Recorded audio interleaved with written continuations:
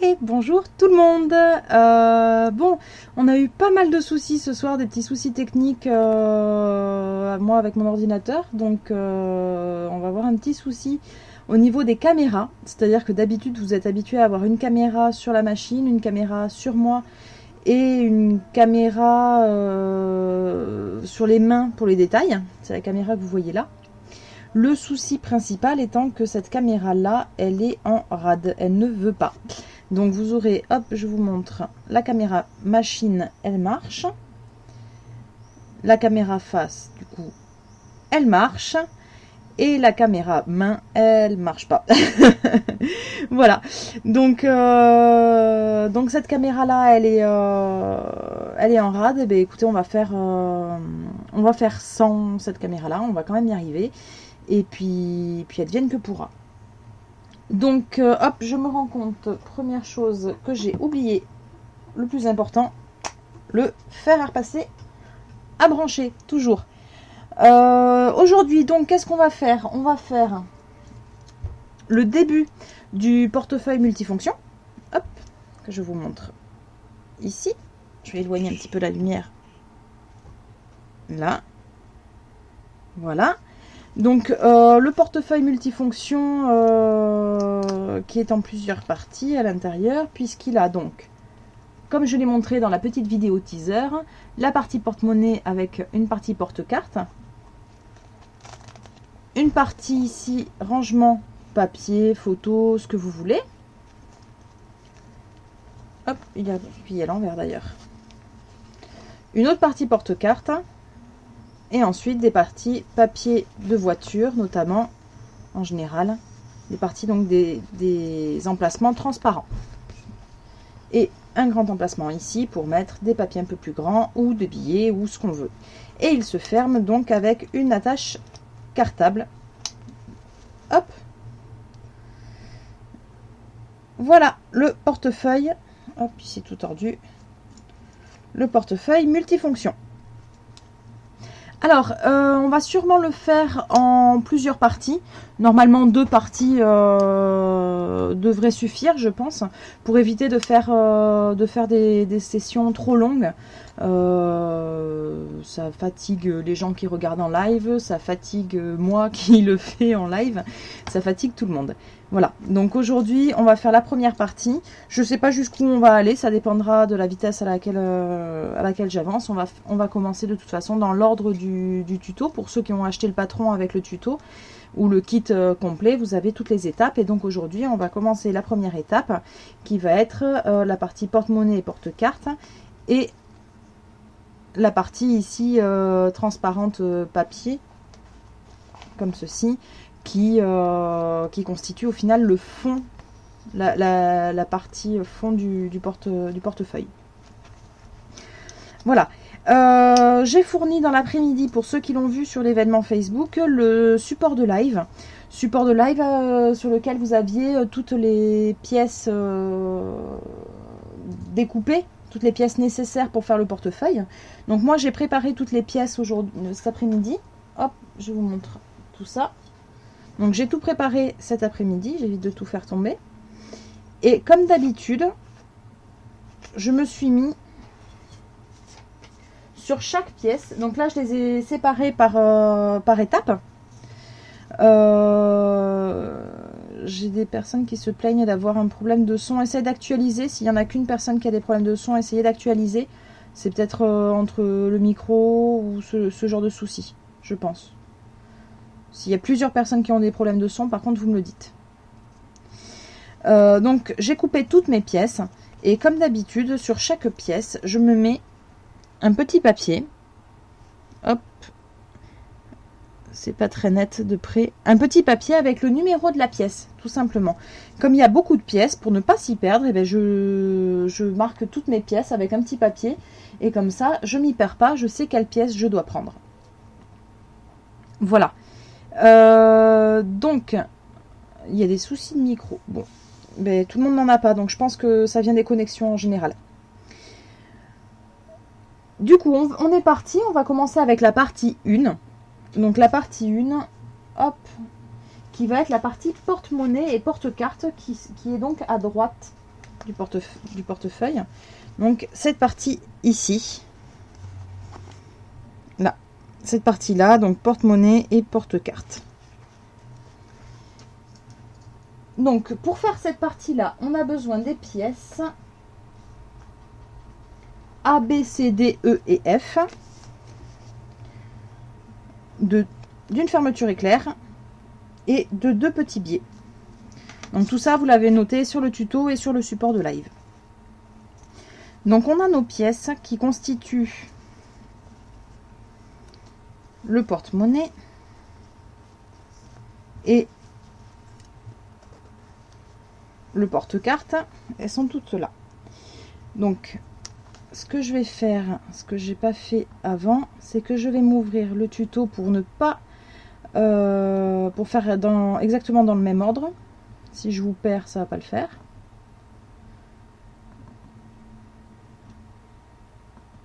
Hop, pardon pour le petit interlude.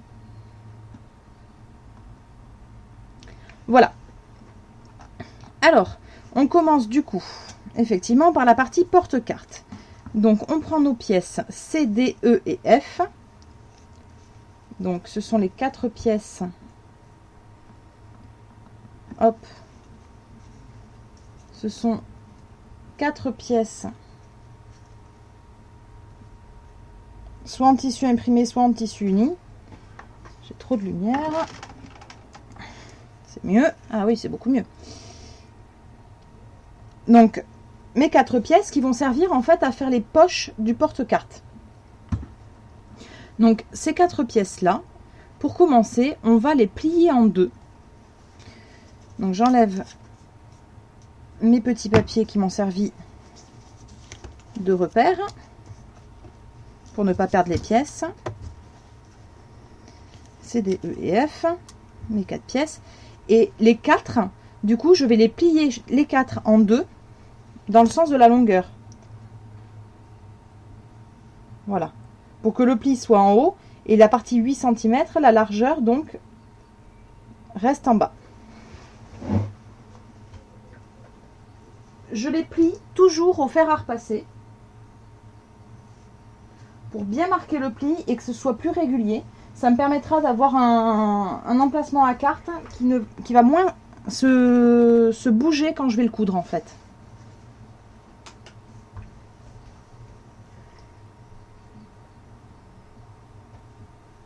Hop. Donc les 4, je les plie en 2.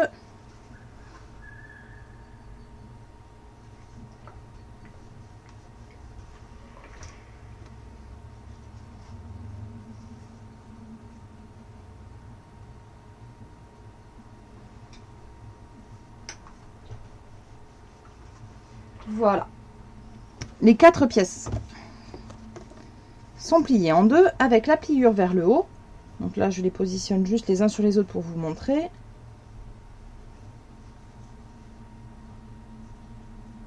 Ça me donne en gros ma partie porte-carte. Voilà.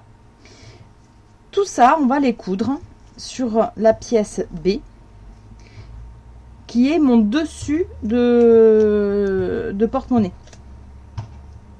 Donc ils vont venir, on va les coudre les uns après les autres, pour au final que ça me donne ça. Là, je tiens de cette main-là mon dessus de porte-monnaie, et de cette main-là, j'ai mes 4 emplacements de cartes, les 4 porte-cartes. Voilà. Donc on va commencer par coudre le plus grand sur ma partie porte-carte. Je vais l'épingler et je vais le mettre, je vais le positionner bord à bord en bas de ma partie porte-monnaie pour que les deux vraiment aient les côtés et le bas qui coïncident. Je les épingle. Alors j'épingle avec soin, puisque l'erreur le plus souvent commise quand on fait un porte-carte, c'est d'avoir les différentes pièces qui servent de porte-carte qui se décalent. Et on se retrouve avec un porte-carte un petit peu bancal. Les différentes pièces se décalent les unes par rapport aux autres. Donc on l'épingle avec soin, on vérifie bien que c'est bien droit. Donc là c'est bien droit. Et on va coudre maintenant les 3 côtés. Donc côté, bas et côté. Et on laisse la partie du haut ouverte puisque c'est ça qui va servir à glisser les cartes ensuite.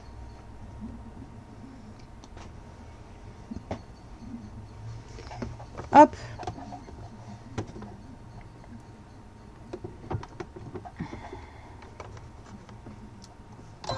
Donc c'est parti, je fais ma couture. Alors je fais une couture. Ce sont que des coutures de maintien que je fais pour l'instant. Donc je ne les fais pas à 1 cm de mon bord. Je les fais à 0,5, un peu moins même, 0,4. Ce sont que des coutures provisoires qui sont là pour tenir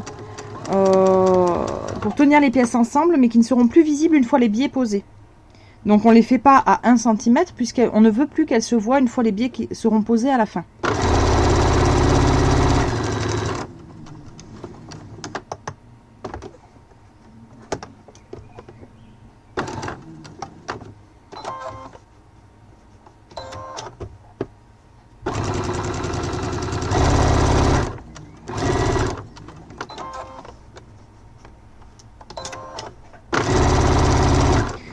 Pour tourner dans les angles, j'ai oublié de le répéter puisque je le dis à chaque fois, pour tourner, quand j'arrive dans un coin, je plante mon aiguille dans le coin et je lève mon pied avec l'aiguille plantée. Ça me permet de tourner sans perdre là où j'en suis et sans arrêter ma couture.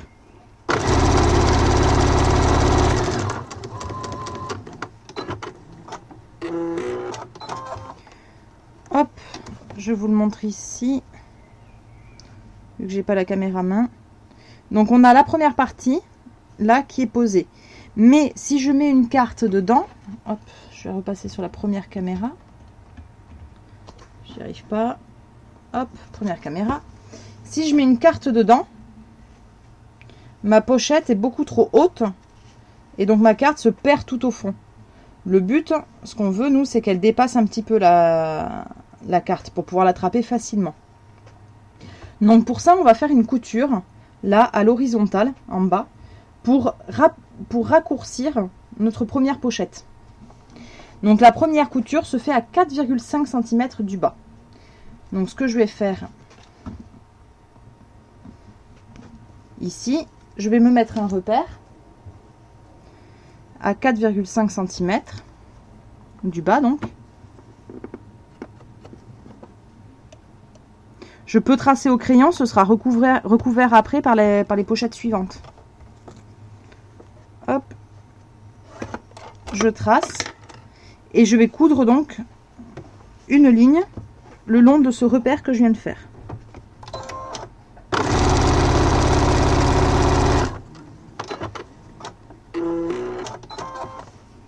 Et donc du coup maintenant, quand je reprends ma pochette, donc il y a la couture en bas ici, ce qui fait que ma carte ne s'enfuit pas tout au fond, elle reste bien ici.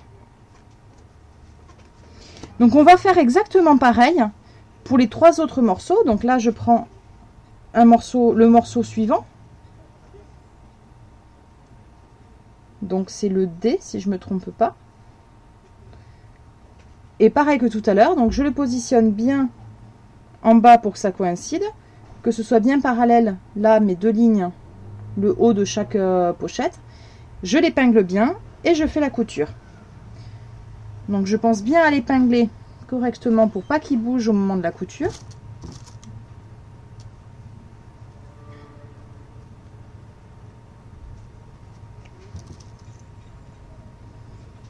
En général, je mets les épingles dans ces cas-là en perpendiculaire à mon tissu.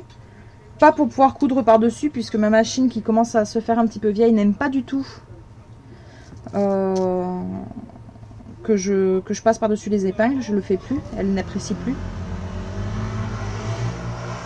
Aïe. Désolée pour les bruits de la rue. L'avantage de travailler en été, les fenêtres ouvertes.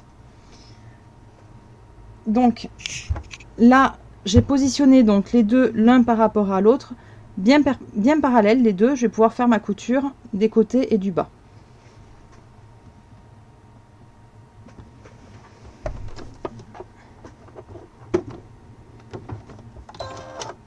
Hop, j'ai oublié d'enlever l'épingle.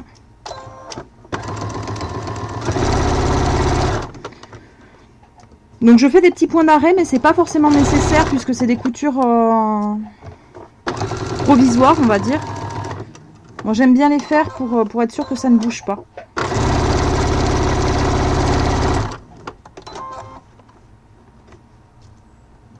Donc je fais mes 3 coutures.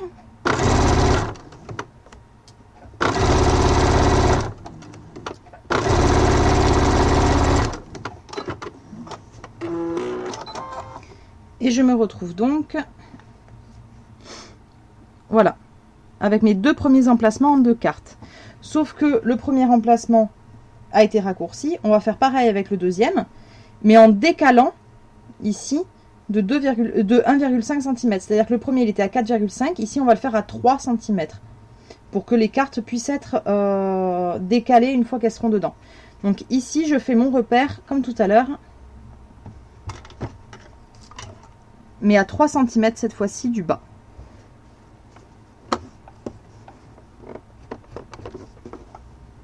Donc suivant le tissu, ça se voit plus ou moins bien. On le fait à la craie plutôt qu'au crayon, peut-être.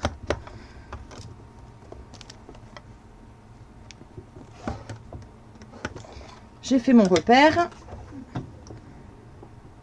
Je fais la couture.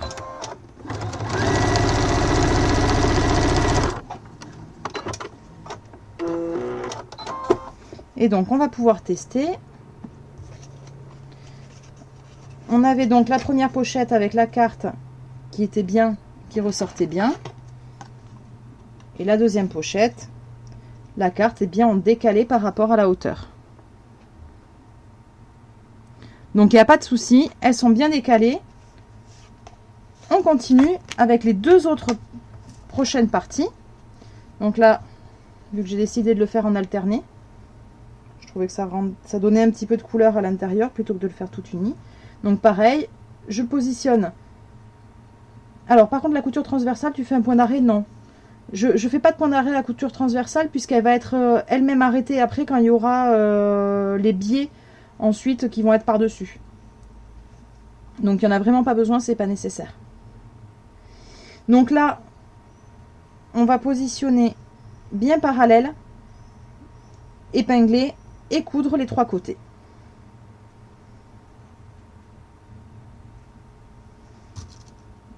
C'est parti.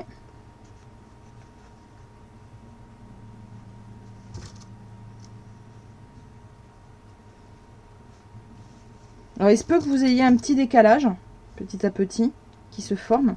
Dans ces cas-là, il faut essayer que ce soit parallèle en haut, quitte à ce qu'il y ait un petit décalage qui soit en bas. On le recoupera au moment de faire l'assemblage final.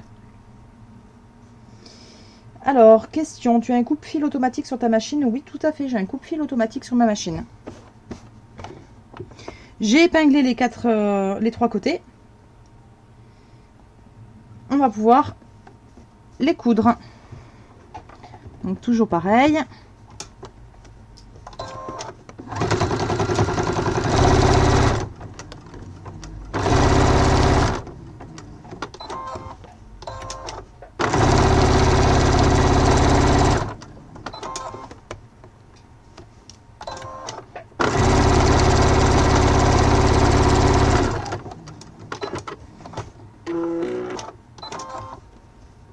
Et donc, on va faire la couture ici transversale pour éviter que les cartes ne partent trop au fond.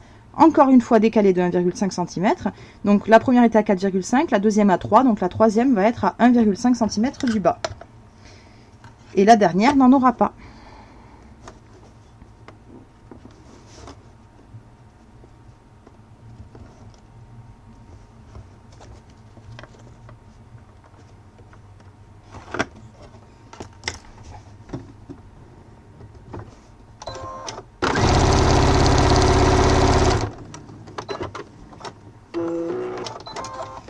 Voilà.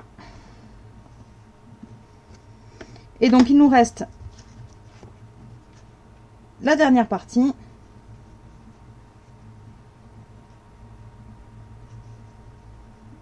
Qu'on va mettre tout en bas et qui n'aura pas de couture en bas transversale puisque c'est la dernière. Donc toujours pareil, j'épingle et je coud les 3 côtés.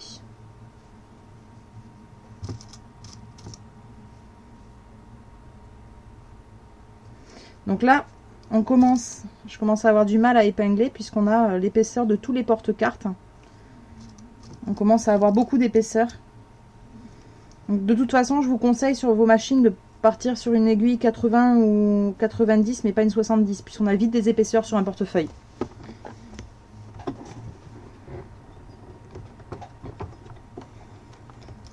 Hop, c'est parti. Je vous le montre pas en détail, hein. On fait toujours la même chose.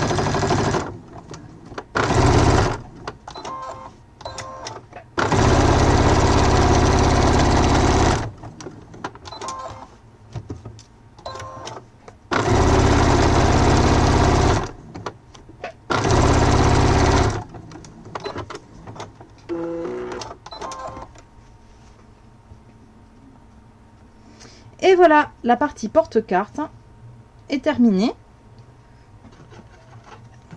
Je les ai rangées les autres? Non, elles sont là. Et donc, je peux y ranger 1, 2, 3,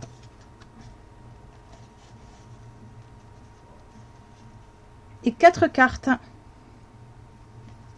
Il y en a une qui essaie de se faire la malle. Donc il y a encore de la place pour les côtés. Donc là, le porte-carte est volontairement fait un peu large pour pouvoir en mettre beaucoup en épaisseur, puisque je suis du genre à avoir beaucoup de cartes de fidélité. Et parce qu'en plus, il va y avoir les biais ensuite de chaque côté qui vont rétrécir de 1 cm de chaque côté. Voilà pour la partie porte-carte. Sous la partie porte-carte, on a donc dit qu'on avait la partie porte-monnaie. On va donc coudre le porte-monnaie. Hop, je me mets juste à niveau ici. Voilà. Donc la partie porte-monnaie, on a besoin de la partie A, qui est le dessous de porte-monnaie. On a besoin de la fermeture éclair de 10 cm. Et on a besoin de 2 biais qui font la hauteur de notre partie. Donc on va commencer par coudre ouvert un biais sur le côté gauche de la partie porte-carte, comme ceci. Je vais l'épingler. Alors mon biais, je l'ai volontairement fait un peu plus long, comme ça j'ai pas à m'embêter à le caler bien au bord et que ça risque de se décaler de l'autre côté. Je fais toujours un biais un tout petit peu plus long et je recoupe le surplus après. Je perds 2 cm de biais, 1 cm de chaque côté à peu près. Mais par contre, j'économise du temps. Et je suis sûre d'avoir quelque chose de précis et de bien calé. Donc mon biais est épinglé. Et je vais donc coudre à l'intérieur. Pas facile de vous montrer sans la caméra main. Je vais coudre à l'intérieur du pli de mon biais.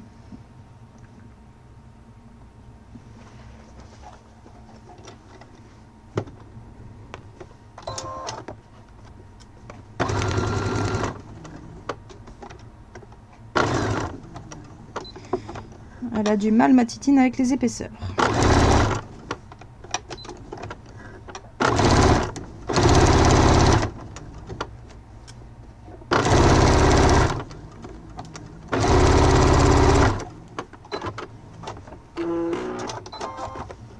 Hop.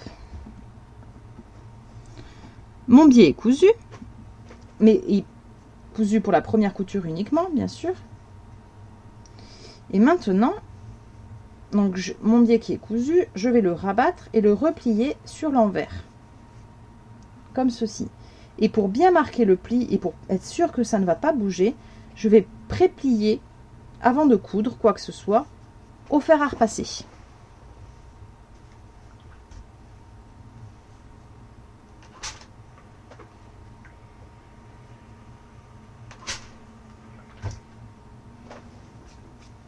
Comme ça prend déjà le pli. C'est pas cousu, mais il est déjà en place et il risque pas de bouger au moment où je vais le coudre.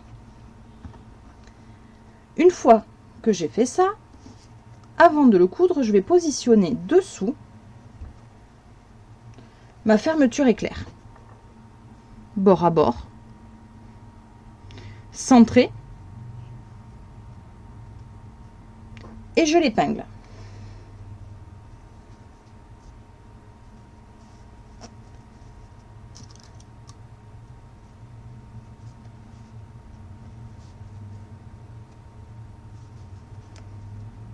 Hop. Donc je l'épingle bien tout le long.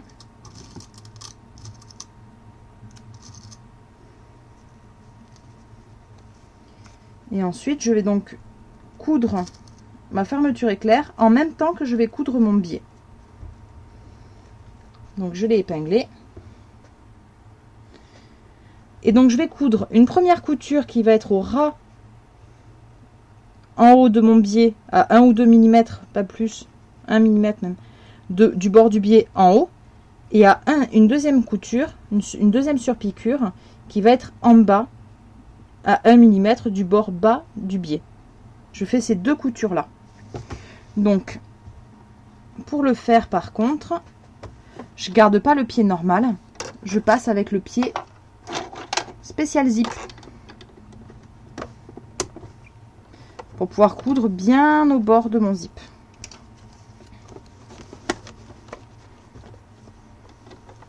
Hop. Donc voilà, vous mettez à 1 ou 2 mm du bord. Zut, j'ai mis mes épingles dans l'autre sens. C'est pas grave, on change juste le côté du pied. Hop. Et on est bon.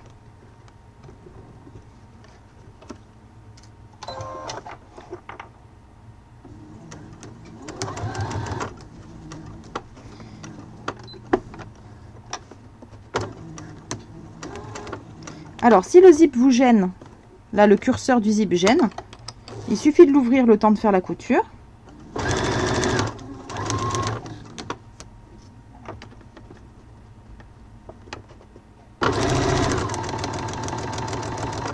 Et quand on arrive à nouveau à l'endroit du curseur, en gardant bien l'aiguille plantée, toujours l'aiguille plantée, je peux lever le pied pour pouvoir refermer mon curseur.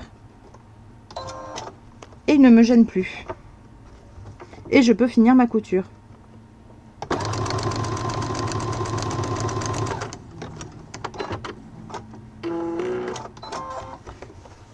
Donc j'ai fait ma première piqûre là, celle qui était en haut.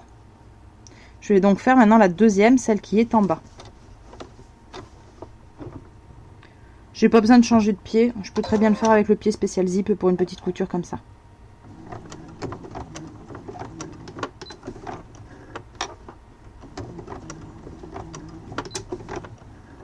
Allez.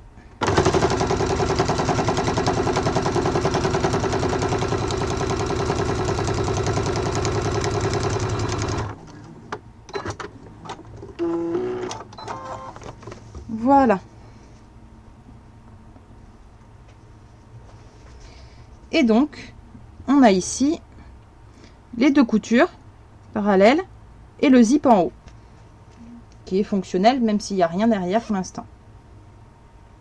Donc justement, maintenant, prochaine étape, on va mettre un dos, on va mettre le dos de portefeuille, qui est donc là, derrière, et on va donc le coudre, le haut de notre pièce, avec la partie haute du zip, afin de former la poche porte-monnaie. C'est la prochaine étape. Donc je positionne mon haut de portefeuille sur le haut du zip et j'épingle les deux ensemble bord à bord.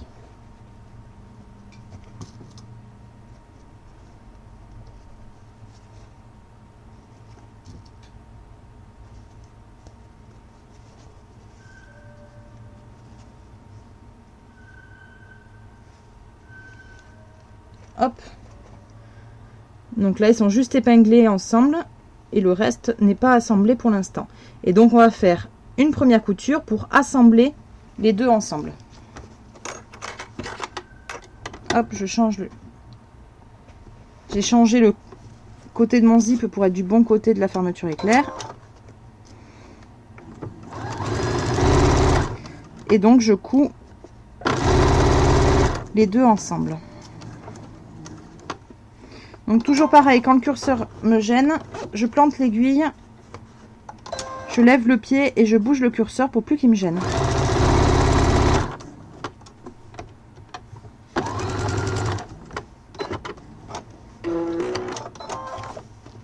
Hop.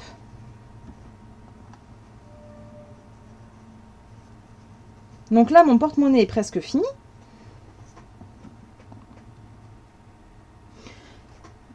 Puisqu'on a le zip qui est assemblé. Donc maintenant, on va faire le côté esthétique, le biais qui vient en haut.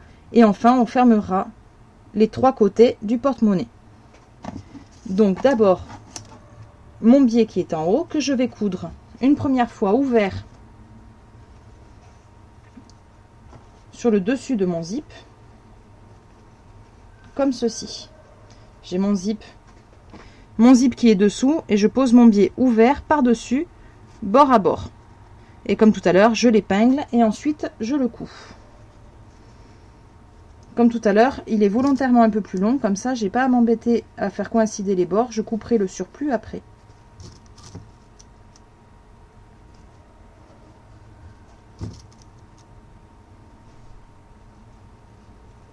Hop, c'est épinglé.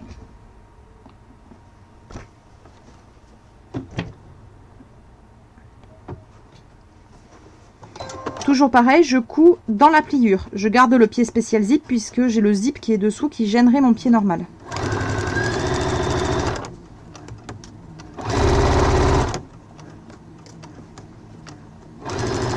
Hop, là j'arrive à l'endroit du curseur, vous voyez, il est dessous et il va gêner mon pied qui est juste là. Donc toujours pareil, je plante mon aiguille, elle est plantée, et je peux lever le pied. Hop, et fermer mon curseur.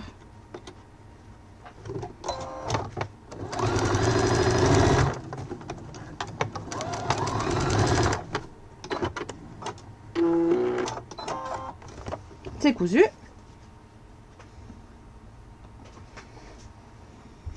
Donc comme tout à l'heure, je vais refermer mon biais, pardon, et le replier sur le dessous. Je marque bien le pli au fer à repasser.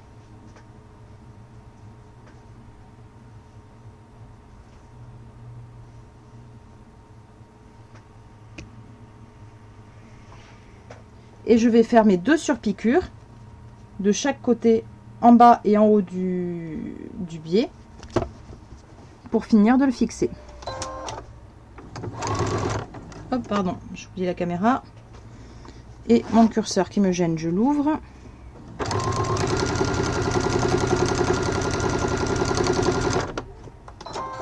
Le curseur, hop, on enlève.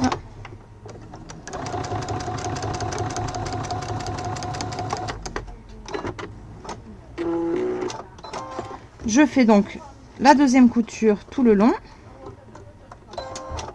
Alors là par contre, je vais passer au pied normal, puisque tout au bord, le pied spécial zip n'a pas une surface suffisante pour faire avancer.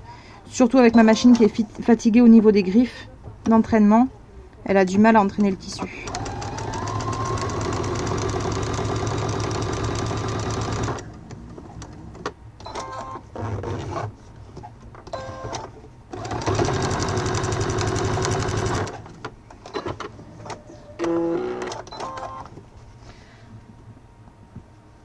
Et donc, notre partie porte-monnaie est quasi finie. Il nous reste à fermer les trois côtés, puisque pour l'instant, le porte-monnaie est ouvert.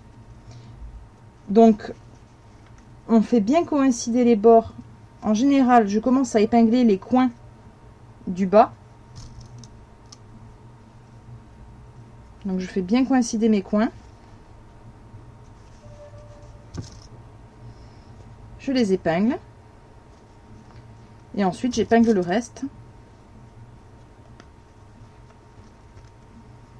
Donc normalement, ça ne devrait pas trop bouger vu que tout est fixé avec la fermeture éclair.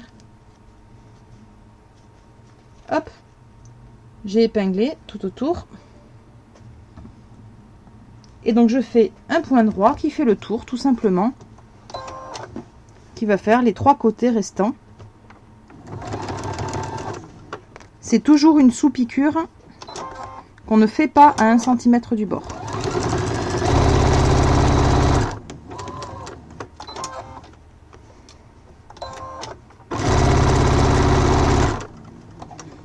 Alors là, attention, il y a des petits morceaux, le bout du porte-carte qui essaie de se retourner.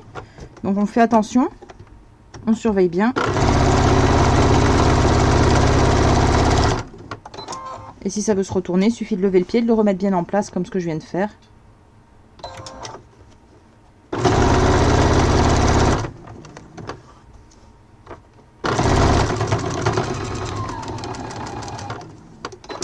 Et voilà. Je coupe les surplus de biais des 2 côtés.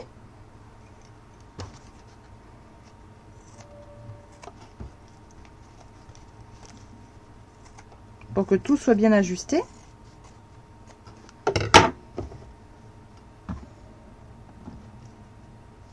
Et la partie porte-monnaie est tout simplement terminée et fonctionnelle avec les porte-cartes ici et le zip pour la partie monnaie ici qui ne va plus s'échapper. La partie porte-monnaie est terminée. Donc du coup on va passer à l'étape suivante. Je regarde juste dans le tuto. Hop. Ok, donc l'étape suivante, je vous ai fait préparer les pièces. Donc les pièces GH et I, pardon, GHI. Donc on a également des biais. Ça, c'est les pièces H. Et ça, c'est la pièce I. Alors, on a la pièce I qui va être le fond vraiment du portefeuille. Hop, pardon. On a le fond du portefeuille. On a la pièce H qui est en double, qui va être la paroi intérieure, qui va se mettre comme ceci, pour pouvoir avoir ici un emplacement. Et la pièce G, qui est une poche transparente qui se met d'un côté. Et on aura de l'autre côté ce qu'on vient juste de faire. Et on aura le corps principal du portefeuille qui sera terminé. Voilà. Donc on va commencer par préparer notre pièce G. Hop, j'enlève mon petit post-it. Pour la préparer, on va y mettre un biais sur le bord de notre pièce transparente. Tout ça pour avoir le bord qui est joli, qui est propre. Comme c'est du transparent, on n'est pas obligé de le faire puisque le bord ne va pas s'effilocher, il ne va pas bouger. Mais c'est vrai que c'est pas très net et c'est pas très joli. Voilà. Donc on va préparer le biais. On va éviter de le piquer en 2 fois puisque le transparent, c'est de la toile cirée ici, transparente, est fragile et n'aime pas les points de piqûre qui lui font comme un effet de pointillé tout simplement. Et plus il y aura des piqûres au même endroit, plus il y aura de pointillés, plus il risque de se déchirer. Donc je ne fais qu'une seule couture pour le coup. Hop. Et je vais ici le plier d'abord au fer passé pour ensuite le coudre directement sur ma pièce transparente. Alors, question, sur le tuto, tu dis bien les chiffres à chaque fois car j'ai pas noté les premiers du porte-monnaie. Sur le tuto, il y a exactement les mêmes lettres que celles que j'utilise en ce moment. C'est exactement les mêmes pièces avec les mêmes noms. Donc, je plie mon biais en 2 et je lui marque bien le pli au fer à repasser avant. Voilà. Je l'ai plié en 2. Et je vais donc y glisser dans le pli ma partie transparente, bien au fond. Je l'épingle le moins possible puisqu'on fait des trous irréversibles dans la toile cirée.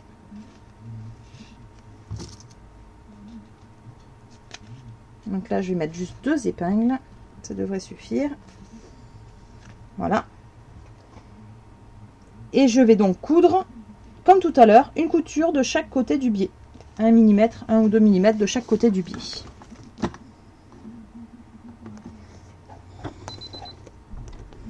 Alors attention, la toile cirée a tendance à avoir un peu de mal à avancer sous la griffe et sous le pied. Donc parfois il faut l'aider un petit peu suivant les machines.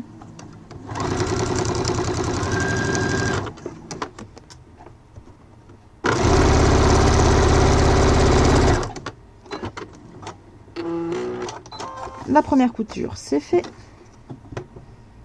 Et on fait la deuxième couture de l'autre côté à l'identique.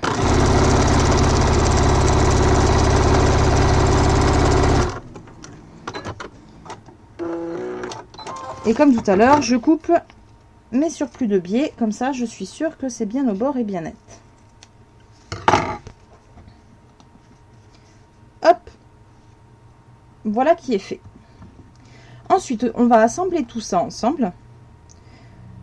Donc d'abord, ce que je vais faire, je prends mes 2 pièces H, mes grandes pièces, là, et je vais les mettre toutes les deux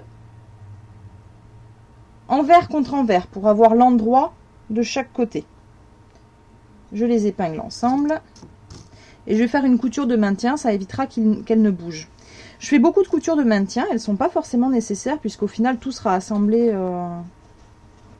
à la fin, on va dire. J'ai oublié d'enlever les post-it à l'intérieur. Mais en fait, toutes ces petites coutures de maintien permettent d'éviter que ça ne glisse et ça ne bouge quand vous allez assembler le tout, et d'avoir tout qui est vraiment bien symétrique et bien et pas décalé. La plupart des fois où on a des décalages, c'est dû justement à ce genre de soucis. Donc question, tu ne changes pas la longueur de ton point pour la toile cirée? Non, mon point il est déjà réglé là sur 2,5 et pour cette toile là ça suffit. Pour des toiles un peu plus fragiles, oui effectivement, il faut vraiment allonger le point, ça évite que ça cisaille. Pour des coutures aussi qui ont plus de tension, c'est-à-dire par exemple pour un sac à main, les coutures vont avoir plus de mouvement, plus de tension, ça va plus tirer on va dire sur les points de couture et ça risque plus de déchirer. Sur un portefeuille, les tensions sont quand même très limitées. Mais effectivement, pour une toile très fragile, il vaut mieux allonger le point, ça évite de faire trop de points et ça évite donc de fragiliser la toile en faisant cet effet pointillé dont je parlais tout à l'heure. Donc les 2 parties H sont épinglées, je les couds ensemble en faisant juste une pré-piqûre, une sous-piqûre sur les 4 côtés. Je fais le tour. Toujours pareil, je fais une piqûre à 0,5.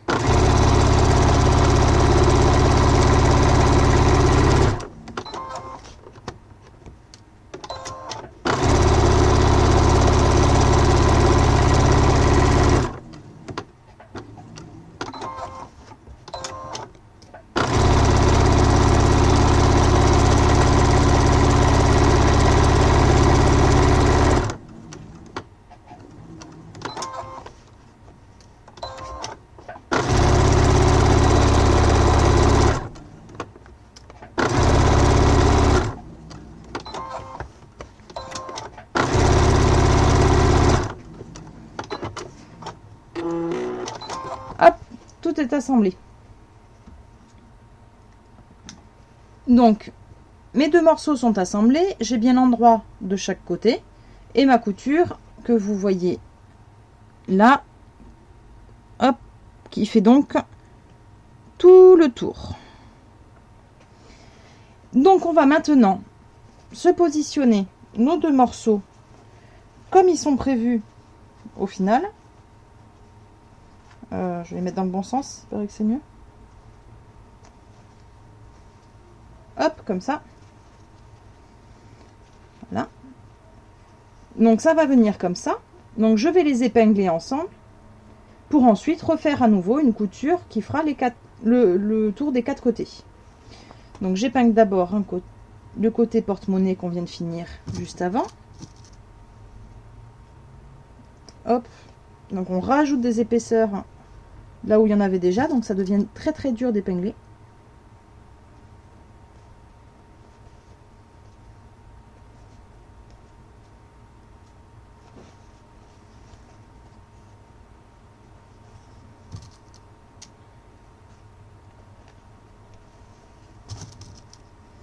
Donc j'ai épinglé le côté porte-monnaie. Maintenant de l'autre côté j'épingle le côté transparent. Donc comme tout à l'heure, pour être sûr que c'est bien calé, j'épingle d'abord les coins et ensuite j'épingle le reste. Et là je fais en plus attention à ce que les deux biais au centre, le biais côté porte-monnaie et le biais du bord de la partie transparente, soient bien parallèles. Ça arrive qu'il y ait un décalage et en général c'est pas très très joli. Hop, tout est épinglé ensemble. Donc maintenant je vais faire la couture des 4 côtés pour fixer le tout de cette partie. Alors je commence toujours, quand je dois faire tout le tour, au milieu d'une longueur. Pour que quand j'ai fait le tour, mes points se chevauchent et pas je m'arrête dans un coin. Ça permet d'avoir quelque chose de plus solide.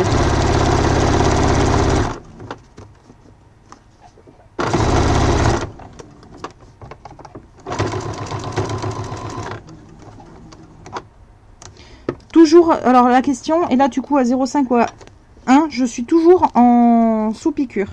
Donc toujours à 0,5. C'est toujours des coutures provisoires. Alors attention, pour le coup sur la toile cirée, la machine a du mal à avancer parce que la toile cirée accroche au pied. Donc ne pas hésiter, si ça avance pas, à allonger le point et à l'aider un petit peu également.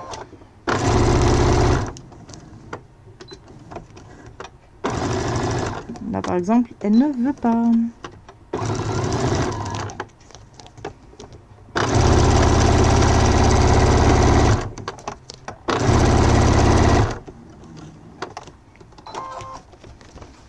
Hop.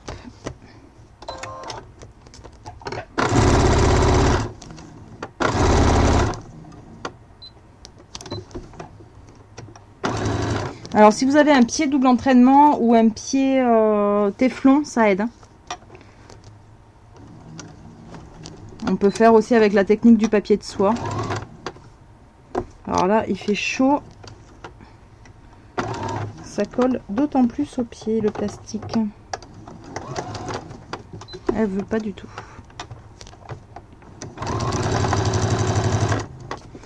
Plus il fait chaud et plus il est difficile de travailler les matières synthétiques.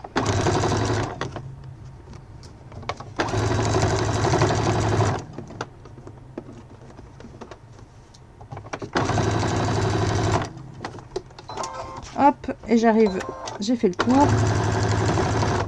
Je rejoins ma couture et là, je la chevauche sur quelques points pour être sûr de bien l'arrêter.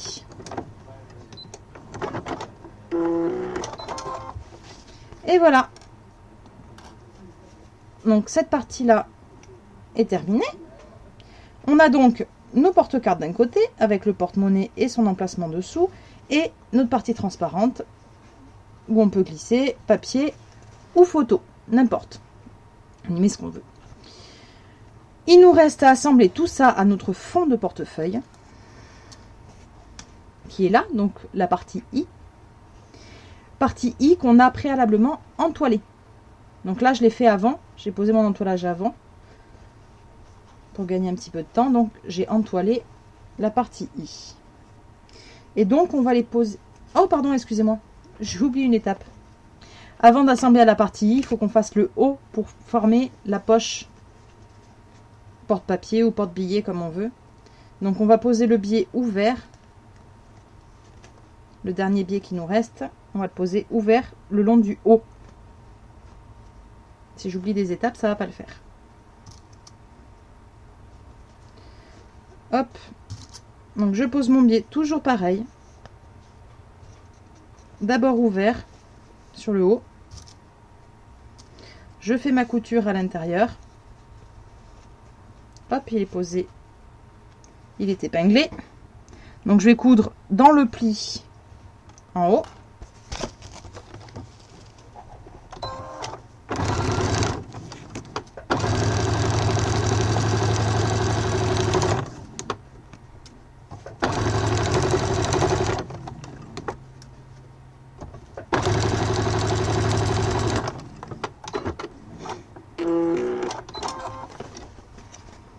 Voilà. Et la caméra, merci. Donc il est cousu et maintenant je le rabats sur l'envers. Je marque bien le pli au fer à repasser. Attention à ne pas trop insister au fer à repasser du côté toile cirée transparente. On marque juste le pli, on n'y reste pas 3 heures. Elle aime pas trop ça.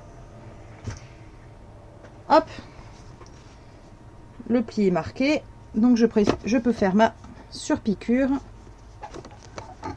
le long du bord.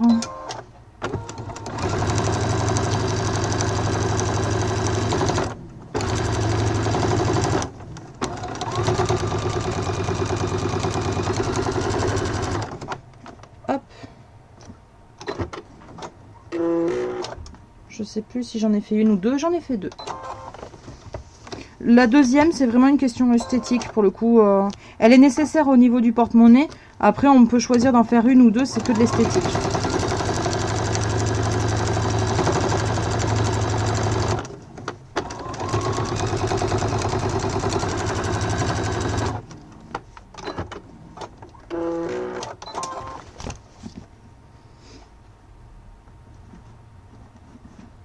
Et bien, hop. Voilà, donc je coupe mes surplus de biais de chaque côté.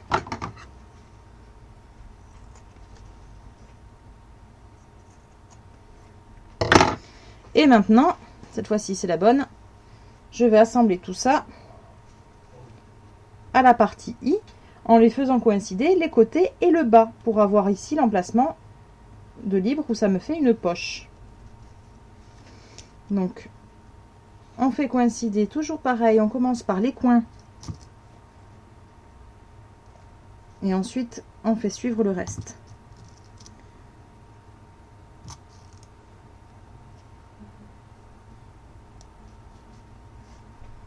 Pour le coup, il y a beaucoup d'épaisseur. C'est compliqué de mettre les épingles.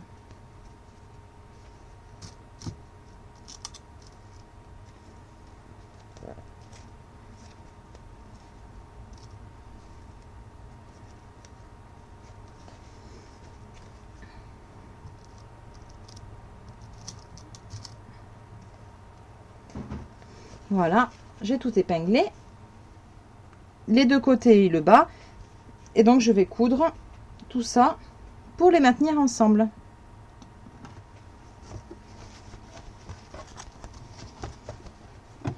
Donc toujours des coutures de maintien à 0,5.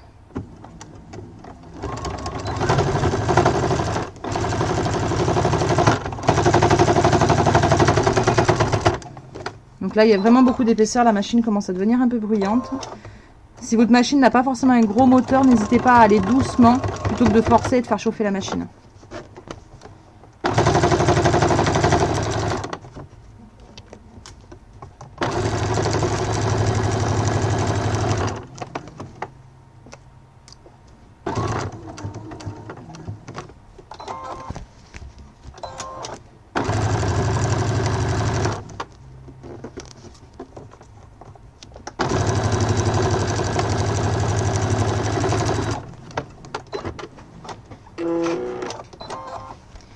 Et voilà.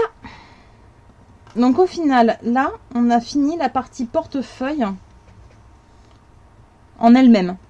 Si on veut, on peut très bien finir le portefeuille tel quel. On peut passer directement à l'étape finition. On pourrait, il n'y a pas de souci. Sauf que j'ai décidé d'y rajouter la partie porte-document de voiture qui va se rajouter à cette partie-là par-dessus, qui est une partie qui va être amovible. Mais la partie portefeuille en elle-même est terminée. Avec nos compartiments, les compartiments ici dessous, la partie porte-monnaie, pardon, et les porte-cartes. N'hésitez pas si vous avez des questions. Donc ça fait 1 heure de live. Ce que je vous propose, si ça va tout le monde, à la limite on va juste pour le replay, on va faire une pause. On va voir ensemble pendant la pause si vous voulez, on va faire un petit entracte et puis on va voir ensemble si vous voulez finir le portefeuille ou si on le finit la prochaine fois, en un deuxième live. Puisque là au final on a fait le plus long, on a fait le plus dur. Hop, je mets une petite pause. Et puis on reprend juste après ou on reprend dans la prochaine vidéo. A tout de suite!